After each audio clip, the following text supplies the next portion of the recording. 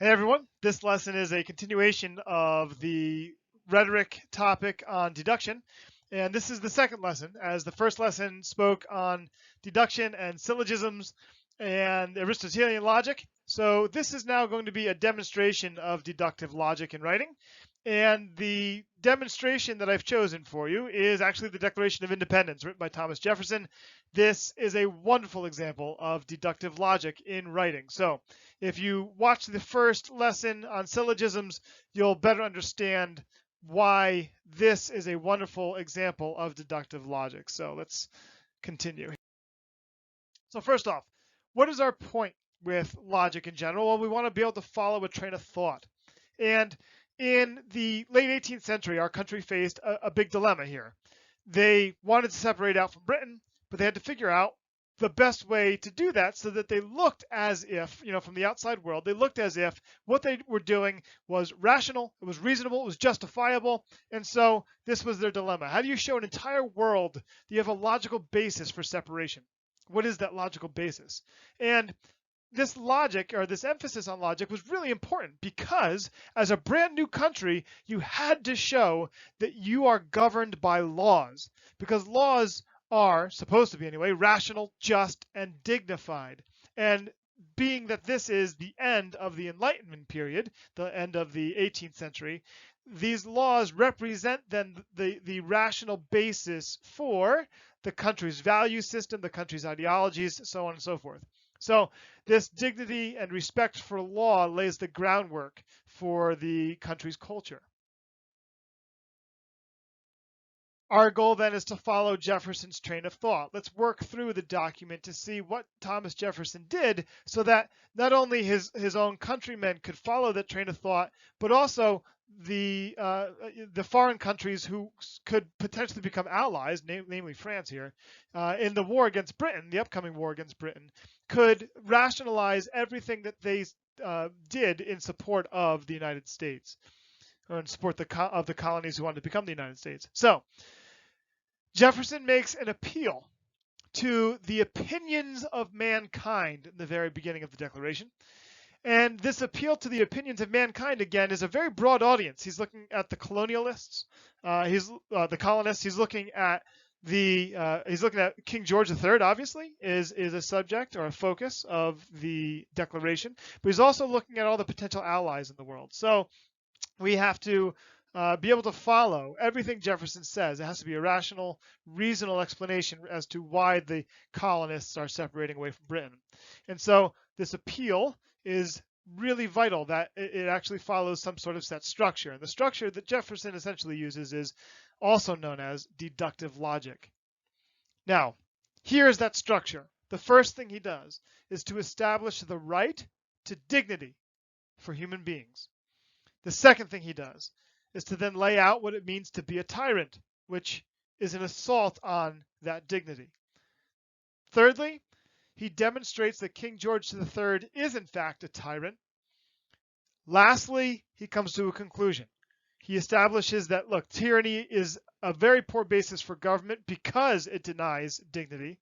And since George III is a tyrant, it is legitimate and justifiable and virtuous that the colonists separate away from Britain. And so this structure is going to allow readers to very easily reach the same conclusion that Jefferson does at the end, because the premises he sets up force us to reach that conclusion. Look at the actual writing. So here is the first section where Jefferson establishes the right to dignity for all human beings. Well, I guess we could get to the historical examples, right? He certainly meant voting white men. We're trying to obviously now ensure that consideration is for all Americans. But in any case, right now, we're looking at the right to establish dignity for all human beings. And here's what Jefferson writes in the very beginning. He writes, "We hold these truths to be self-evident, that all men are created equal, that they are endowed by their Creator with certain unalienable rights, that among these are life, liberty, and the pursuit of happiness, that to secure these rights, governments are instituted among men, deriving their just powers from the consent of the governed." There is the right to dignity.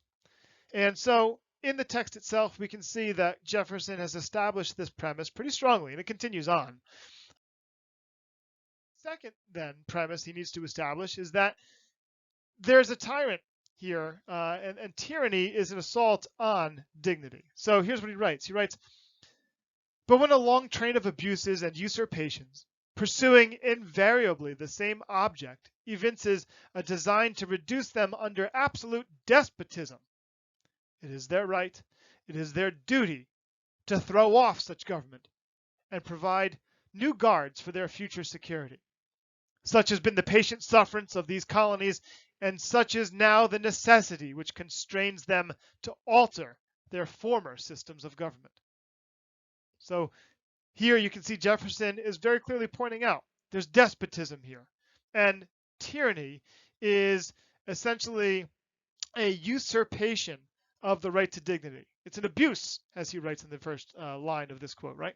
So there's the second premise, that tyranny is an assault on dignity. Now the third premise, to prove, or Jefferson needs to prove, that King George III is in fact a tyrant. And he does this to grand effect. The Declaration of Independence leaves no stone unturned in the attempt to show just how tyrannical King George III is. And just before Thomas Jefferson lists all these very specific examples of the tyranny of King George III, he says this: the history of the present King of Great Britain is a history of repeated injuries and usurpations, all having in direct object the establishment of an absolute tyranny over these states. To prove this, let facts be submitted to a candid world. And once he says that, he then lists 27 facts, 27 complaints. Now, if you've never read the Declaration of Independence, I highly recommend. Give yourself the time to read these complaints. They're incredibly specific, and you can see just how tyrannical George III really was. So, after those 27 complaints and having established the third premise that King George III is in fact finally reach the conclusion. But here's one more added piece that is very brilliant on Jefferson's part. He says this: in every stage of these oppressions, we have petitioned for redress in the most humble terms. So in other words, they've asked for help. They've asked for things to be fixed before they just go ahead and separate from Britain. Back to the quote, he says, our repeated petitions have been answered only by repeated injury. A prince whose character is thus marked by every act which may define a tyrant is unfit to be the ruler of a free people. Now, it's very difficult to argue with that given the premises that have come before. Now, finally, the conclusion where Jefferson says that we need to separate from the tyrant king because that separation is clearly a very legitimate request to separate, or not request, but demand, and that it's also a virtuous separation because of all the grievances listed beforehand. So here's what he says at the end of the Declaration. We therefore, the representatives of the United States of America in General Congress, assembled, appealing to the Supreme Judge of the world for the rectitude of our intentions, do, in the name and by authority of the good people of these colonies, solemnly publish and declare that these united colonies are, and of right ought to be, free and independent states. Well, before, it's kind of hard to disagree there, right? The premises all build on one another. And so, again, those premises, human beings have the right to dignity, a tyrant assaults dignity, King George III is a tyrant, and therefore he does not deserve loyalty, and it's thus virtuous and rightful for the American colonists to break away from Britain. You can see that the structure of this argument leads one straight to the conclusion that you almost don't have any other leeway to avoid this conclusion.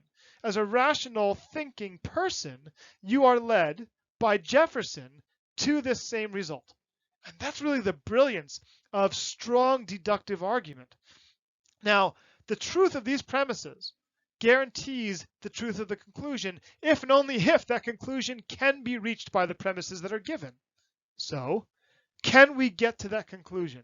Number 4, given human beings have the right to dignity, given that tyrants assault dignity, and given that King George III is a tyrant, Well, what other option do we have? We have to be able to conclude then that the American colonists have the right, the justifiable right, to break away from Britain. And that's the beauty again of deductive reasoning. This form looks in a graphic sense, you can see that deduction starts oftentimes with not necessarily nebulous ideas, but usually larger, bigger ideas, and then it gets narrowed down into this specific exacting point.